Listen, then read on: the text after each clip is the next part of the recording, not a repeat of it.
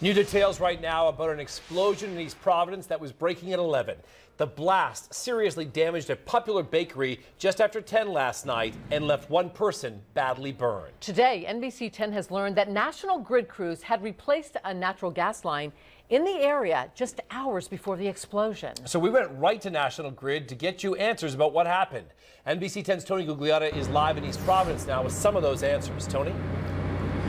Well, Dan, Patrice, yeah, you can see behind me the damage has kind of been cleaned up. The place is boxed up now. Rehabilitation crews on scene all day fixing it up. But as you mentioned, yeah, National Grid crews were replacing a natural gas line in the street right in front of the bakery hours before the explosion. But they tell me that the equipment checked out when the job was done.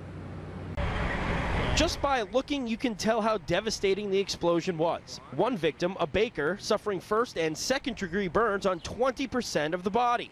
The owner is out of town on vacation, but her father at the scene surveying the damage. Last night, the bakers opened the burn, the pilot. He made an explosion.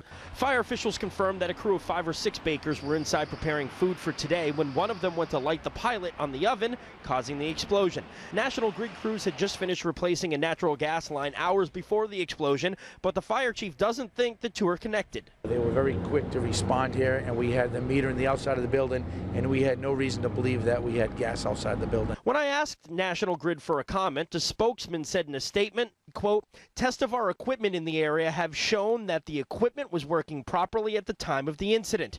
We will continue to work with the fire marshal's office in their investigation." Officials say that the aromas of baked goods and ingredients inside the bakery could have hid any hint of a gas leak. The bakers simply couldn't smell it. I asked the state fire marshal if anything can be done to detect gas leaks without using the odor. Yeah, those devices do exist, but they're not required in this type of a situation. This is one of those devices, a lower explosive limit or LEL detector. They are sometimes coupled with carbon monoxide detectors. There is no law making them mandatory here, but the marshal says some federal legislation is in the works.